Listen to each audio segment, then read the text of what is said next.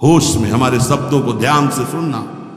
जब इतना गलत हो जाता है तो अपना चेहरा अपने को पसंद नहीं आता और अपना जीवन अपने को पसंद नहीं आता और अपने अंदर से मन कहने लगता है नष्ट कर दो इस शरीर को।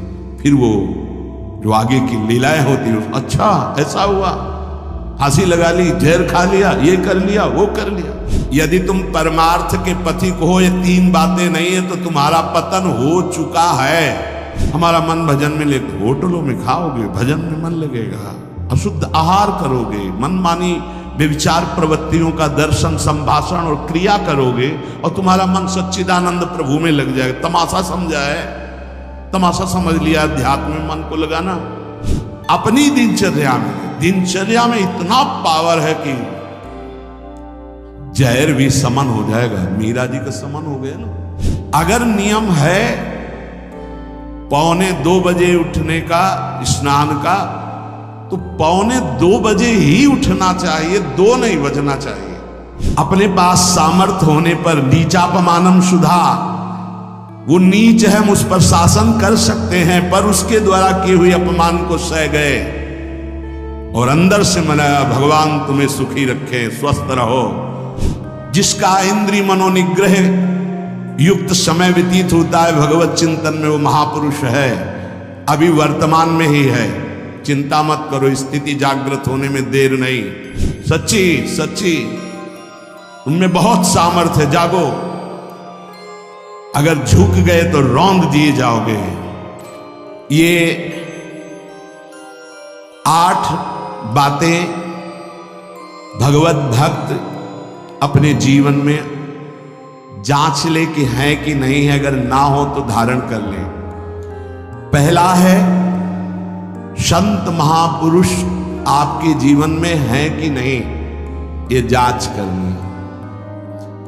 देखा है हमने, अगर किसी संत को आदर्श मानकर आप नहीं चल रहे हो तो दिमाग को खसकते हुए देखा, खसक गया है दिमाग। वो मनमानी आचरण केवल सिद्ध बनने के लिए कर रहे हैं। उनके आचरण ऐसे कि भोले भाले लोग ये समझे कि तो सिद्ध है। और जानते हो सिद्ध किसे कहते हैं? ब्रह्म भूता प्रसन्नात्मा न सोचति न कांक्षति समः सर्वेषु भूतेषु मद भक्तिम लभते पराम निर्माण मोहाजित संग दोषा अध्यात्म नित्या विनिवृत्त कामा द्वंद्व विमुक्ता सुख दुख संगई गच्छन्त मूढ़ा। ये स्थिति आनी चाहिए। पूरा कोरा जैसे नाटक मंच पर नाटक किया जाता है ना, पूरा दिखाई देता है, पूरा नाटक। क्यों?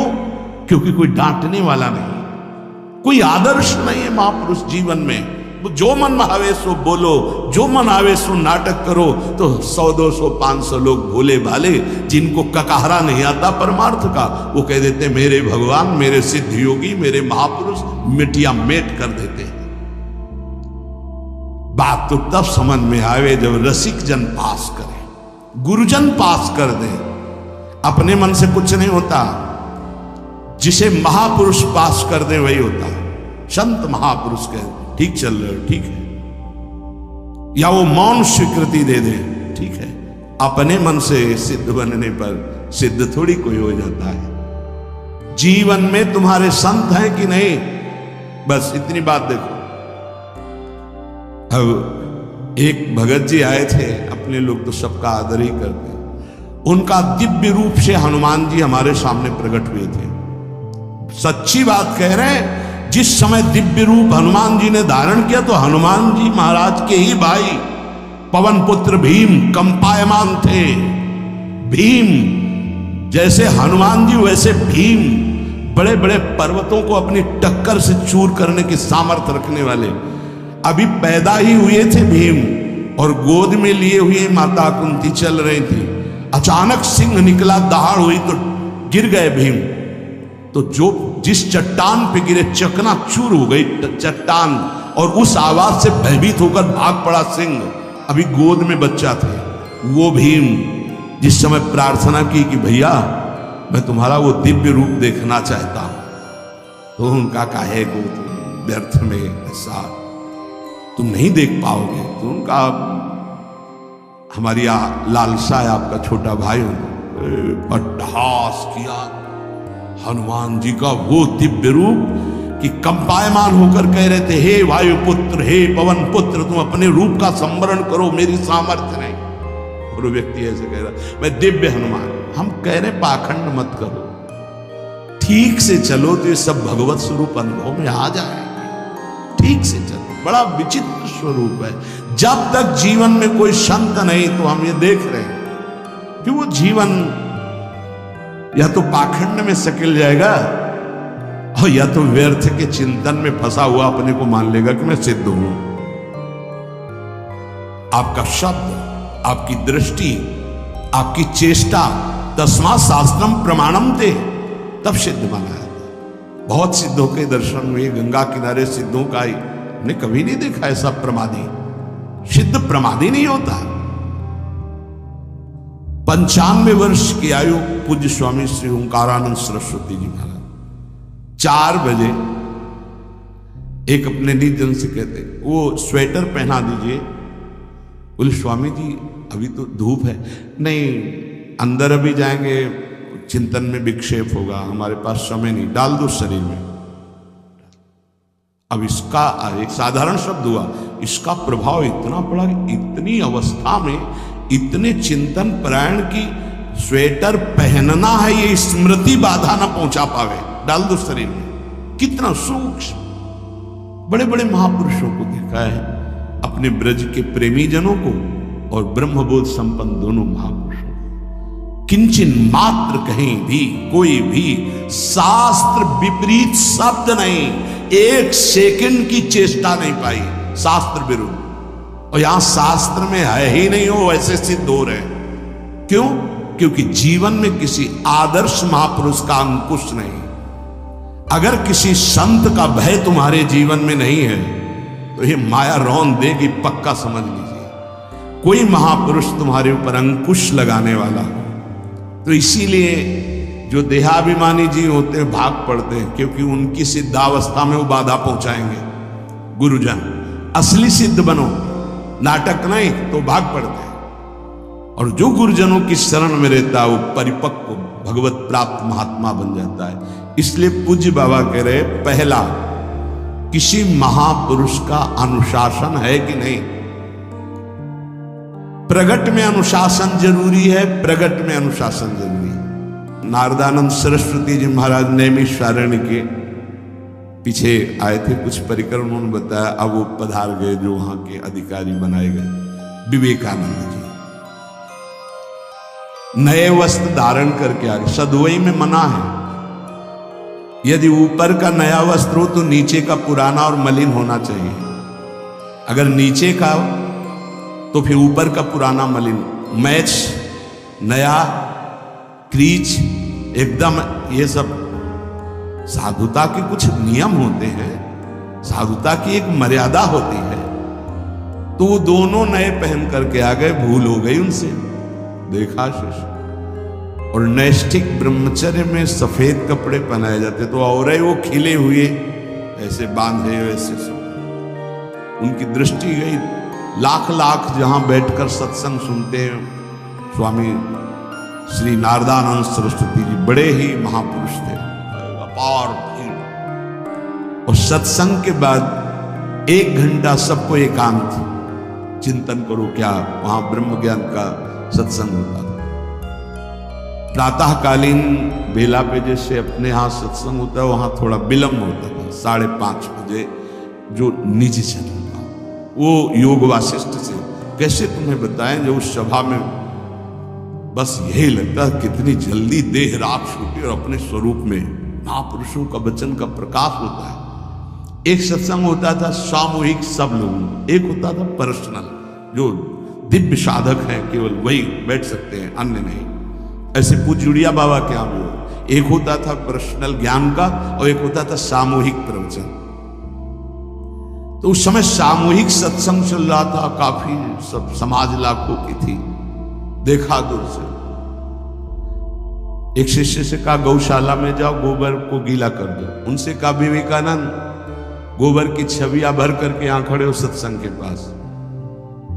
वहां नच हो नहीं सकता। और गीला गोबर तो जो 2 घंटा सत्संग हुआ पूरा टप टप ऐसे कपड़ों में पूरी हालत बिगड़ गई। क्या था ये? संत शासन। अब दोबारा वो गलती नहीं होगी, समझाने की जरूरत नहीं, समझ गए कि हमसे गलती क्या होगी। संत शासन नहीं है तो ये मन बहुत विचित्र है, बहुत विचित्र है। इसीलिए पहला जो भी परमार्थ का पति को, चाहे ज्ञान मार्ग का, योग मार्ग का, किसी योग मार्ग की लौकिक ऊंचाई पर पहुंचे हुए कि गुरुदेव आए और उन्होंने कहा कि किसी कारण से शिष्य बढ़ जाए और अपने गुरुदेव की अवहेलना करे तो उसकी गति क्या होगी? उनका दुर्गति। दुर्गति, दुर्गति के सिवा उसके आगे कोई शब्द नहीं है। गुरु को पीड़ा है और शिष्य परम पद में पहुंच जाएगा? नहीं नहीं, ऐसा नहीं। अनुशासन अत्यंत आवश्यक है। किसी भी वैभव या लोक व्यवहार या लोक मान्यता बढ़ जाने पर अपने गुरु का अपमान, गुरु की अवहेलना, तो उसकी दुर्गति पक्की। देखो, ये मन है, ये इंद्रियां हैं, ये अहम है, ये केवल गुरुदेव से ही वश में आता है, दूसरी जगह नहीं आता। क्यों? क्योंकि दूसरी जगह उत्तर देने का अवसर है। दूसरी जगह हम नहीं मानते तुम्हारी बात, लेकिन वहां ना उत्तर है और ना नहीं मानते, केवल वहां मिटना ही मिटना है। अगर ऐसा उपासक है तो निश्चित परम पद का नहीं। केवल मिटना कोई उपाय नहीं है, अहंकार के पोषण का कोई उपाय, केवल मिटाना है। रो लो, चिल्ला लो, जो तुम्हें करना है कर लो, आना तुम्हें इसी मार्ग में पड़ेगा, दूसरा कोई रास्ता नहीं। बलिहारी घेर करके नष्ट कर देते हैं हमारे मन की मनमानी को, हमारे अहंकार को। इसलिए जीवन में प्रगट में जिनके जीवन में संत हैं और वो स्वीकार करते हैं उनका अनुशासन, उन्हीं का जीवन प्रकाशित होता है, पक्का समझ लेना। दूसरा, भागवतिक मार्ग में चलने वाले उपासक को सांसारिक पुरुषों की मित्रता करके उनकी संगोष्ठी में नहीं बैठना चाहिए। इस बात को बहुत अच्छे से समझ लो। सांसारिक पुरुषों की जो वृत्तियां होती हैं उनमें बड़ा आकर्षण होता है भोगों का, प्रपंच का। जो साधक भ्रमणशील हैं, अगर वो गृहस्थों के यहां जाकर उनकी सैयाओं पर सोते हैं तो उनकी दुर्दशा क्या होती है चित्त की, वो खुद अनुभव करके देख ले। आज तो शास्त्रीय पद्धति को समझा ही नहीं जा रहा। जब बड़े बड़े सुभट गंगा किनारे त्याग, वैराग्य, ज्ञान के मिले ना, तो आगे का रास्ता खुलता चला गया। सांसारिक पुरुषों के समुदाय में बैठना था। वो तुम्हें भगवान कहेंगे, ईश्वर कहेंगे, अवतार कहेंगे, उनको कुछ ज्ञान नहीं। आप मान बैठेंगे अपने को भगवान, अपने को ईश्वर, अपने को अवतार मानेंगे, तो आप जो अवतार है ना, ईश्वर है ना, भगवान है, उनसे विमुख हो जाएंगे। यहां जो भी अवतरित हुए हैं भगवत पार्षद, वो सदैव दैन्य ही रहे हैं। आप देख लीजिए, उच्च कोटि के महापुरुष चाहे जितनी ऊंचाई पर चढ़े हो, सदैव भगवान की ही स्थापना की है। भगवान के नाम की, रूप की, लीला की, धाम की, भगवत महिमा की स्थापना की है, अपनी नहीं, अपने पार्थिव शरीर की नहीं। ध्यान रखना, जितने महापुरुष प्रकट हुए भगवान की स्थापना की। अगर हम संसारिक पुरुषों का संग करेंगे तो कई तरह से हानि हो जाएगी। सत्संग हो रहा है, बस इतने जो चाहो बैठ जाओ। हमारा पर्सनल एकांतिक केवल गुरुदेव से संबंध है और उनके द्वारा बताई हुई उपासना में हमारा समय व्यतीत होना चाहिए। कोई हमारा मित्र नहीं होना चाहिए, अलग से संगोष्ठी नहीं होनी चाहिए विषयी पुरुष की, सांसारिक पुरुष की। तीसरा, किसी भी अपनी निंदा करने वाले के प्रति कभी भी बुरा व्यवहार, बर्ताव नहीं करवाना चाहिए, क्योंकि भगवान प्रेरित करते हैं निंदा करा करके महान बनाने के लिए। ये शब्द याद कर लो। जब तुम्हें तुम्हारी निंदा होने लगे, प्रतिकूलता होने लगे, विपत्ति आने लगे, संकट सताने लगे, तो जान लेना कि तुम्हारी अध्यात्म की भूमिका उठने वाली है, पक्का। ये अध्यात्म की भूमिका उठना बहुत कठिन होता है।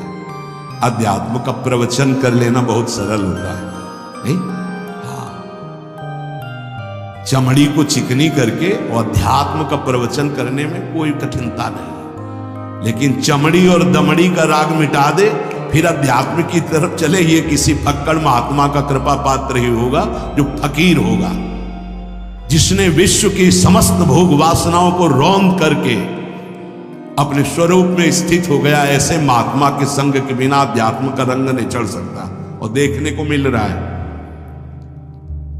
जब तक हमें अध्यात्म का परिचय नहीं है तब तक कहीं भी हम राजी हो जाते हैं। अरे राजी होने को तो टाकीज के सामने देखो जाके, हजारों की भीड़ लगती, लाइन में खड़े होते हैं, पैसा देते हैं, और क्या देखने जाते हैं? झूठा तमाशा।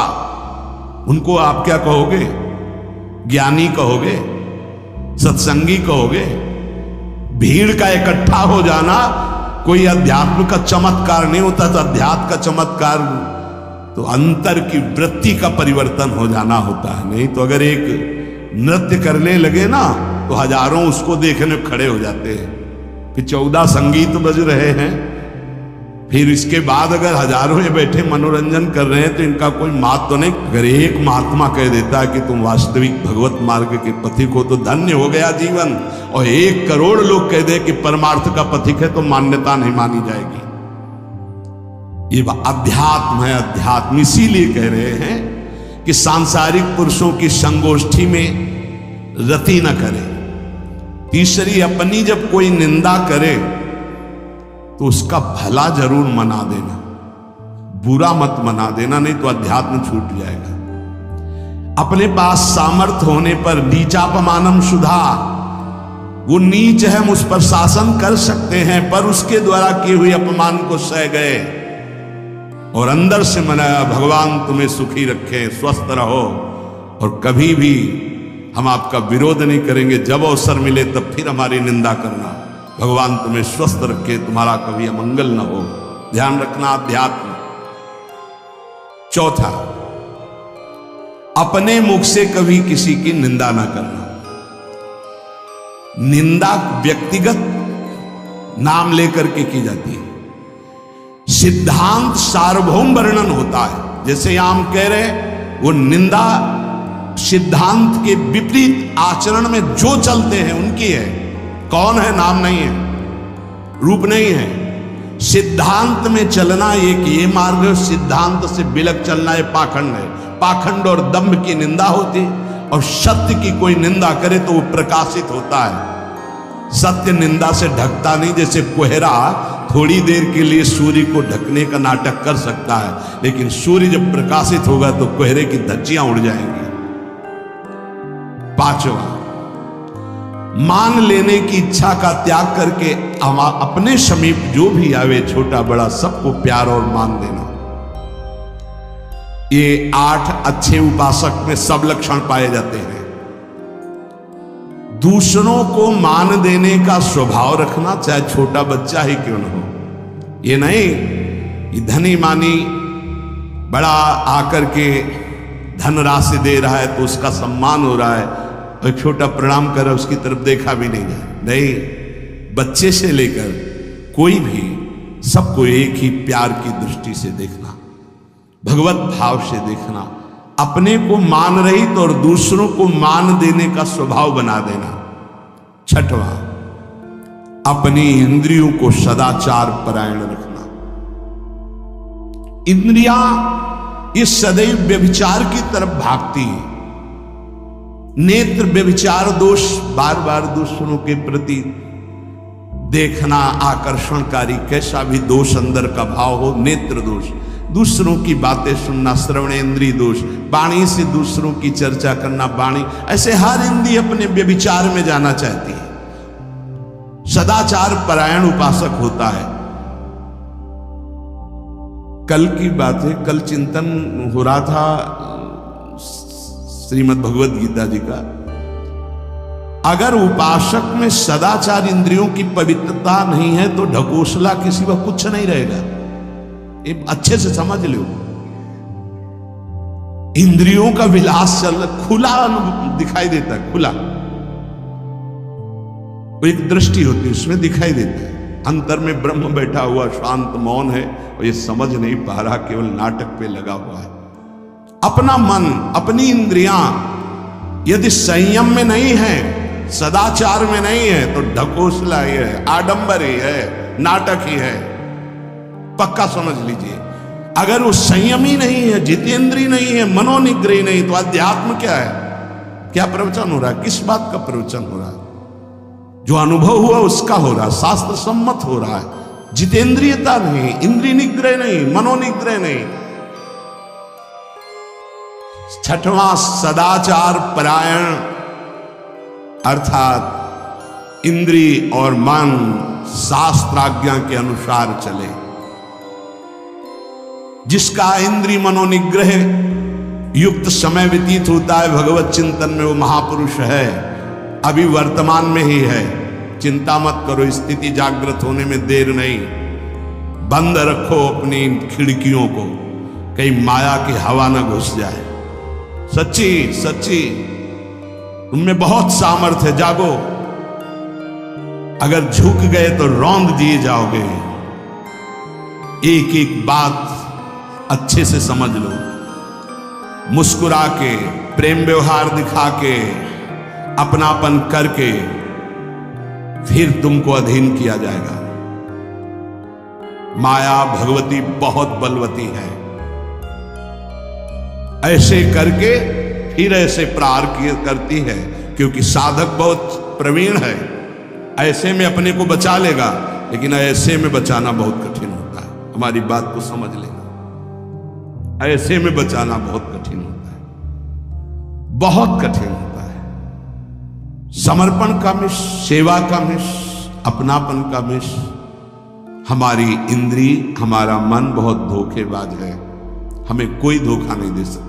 ये हमारा मन, हमारी इंद्रियां हमको धोखा देती है। साधु, साधक, परमार्थ पथिक, भक्त इस बात से परम सावधान। सदाचार और सरलता, संयम के साथ हमारा समय व्यतीत होना चाहिए। किसी के गवाही की जरूरत नहीं है, किसी के प्रमाण की जरूरत नहीं। आप खुद अपने हृदय की भूमिका को नाप लीजिएगा, कितनी ऊंचाई पर चढ़ रहे हो आपको खुद अनुभव में समझ में आ जाएगा। जो इंद्रियों का गुलाम, मन के द्वारा भ्रष्ट आचरण करने वाला है, कुछ भी हो, कोई भी हो, कहीं भी हो, दुर्गति शब्द से ही संबंध है। जीते जी दुर्गति, फिर फांसी ऐसी लगे तेषम दुख न। सच्ची मानना, जब गलत हो जाता है आचरण, तो अपना मन अपने को कहता है नष्ट कर दो, ये जीवन किस काम का। होश में हमारे शब्दों को ध्यान से सुनना। जब इतना गलत हो जाता है तो अपना चेहरा अपने को पसंद नहीं आता, और अपना जीवन अपने को पसंद नहीं आता, और अपने अंदर से मन कहने लगता है नष्ट कर दो इस शरीर को। फिर वो जो आगे की लीलाएं होती हैं, अच्छा ऐसा हुआ, फांसी लगा ली, जहर खा लिया, ये कर लिया, वो कर लिया। वो इन्हीं इंद्रिय और मन की फिसलन को नहीं सह पाया। अच्छा, किसी महापुरुष का शासन नहीं था, नहीं, उस चूक में भी बचत हो जाती है। एक बहुत बड़े महापुरुष के समीप रहने वाले से चूक हो गई, तो उन्होंने अपने आसन के पास आसन लगवाया। सब साधुकों ने कहा कि बहुत बदनामी होगी, क्योंकि आपका नाम आगे है और वो आपके आश्रित है, ऐसा है किसी महापुरुष को। कहा तुम क्या समझते हैं, भाया है, चूक हो गई, अब इसको कभी चूक नहीं होगी ऐसा बना देंगे, कभी त्रुटि नहीं होगी, इसको ऐसा बना देंगे। और वो फिर ब्रह्मावर्त बिठूर में रहे। बहुत अच्छे महात्मा हैं, अब भी हैं। अगर संत का शासन है और आपसे चूक भी हो जाती है तो ऐसा बना देंगे कि दोबारा चूक नहीं होगी। पर इंद्रिय और मन को छूट देकर मनमानी आचरण करने वाला कभी साधक नहीं हो सकता, पक्का। और आप सच्ची मानना, आपकी एक बार इंद्रिय मन छूट हो गई तो जिंदगी भर दबे रहोगे, दहाड़ने लायक नहीं रहोगे। माया तुम्हारे को सदैव कोसती रहेगी, तुम्हारा हृदय जलता रहेगा। ऐसा कैसे हो गया, ऐसा कैसे हो गया। जब ऊंचाई की तरफ सोचोगे तो सामने वो अगर प्रायश्चित करके मिटा दिया है तो बात है, नहीं तो कर्म सामने आ जाएगा। लगेगा नहीं, हम इसी ऊंचाई लायक नहीं। नहीं, हम इस ऊंचाई लाए, आपसे प्रार्थना कर रहे, अगर चूक हो गई हो तो उसको मिटा दो, नहीं आगे बढ़ने में बाधा पहुंचा देगा। अपने गुरुजनों से सलाह करके उसका प्रायश्चित कर लेना चाहिए। अगर गुरुजन कर दे जाओ कुछ नहीं तो कुछ नहीं, खत्म खेल, वो निपटा देंगे, वो करुणामय है, उनमें बड़ी सामर्थ्य है।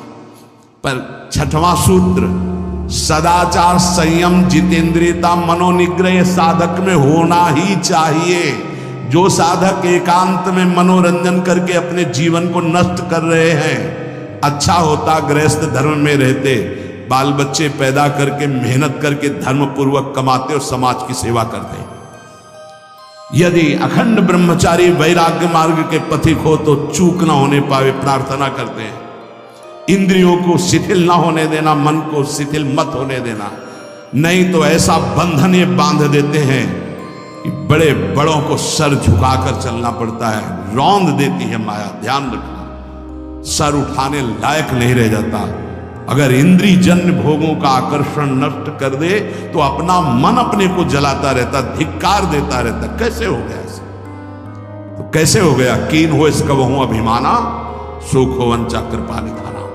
कहीं अभिमान हो गया कि मैं ब्रह्मचारी हूं, मैं जितेंद्री हूं, मैं मनोनिग्रही हूं, तो ठाकुर जी ने दाना फेंक दिया, देख भला मनोनिग्रही है तो मत चुन।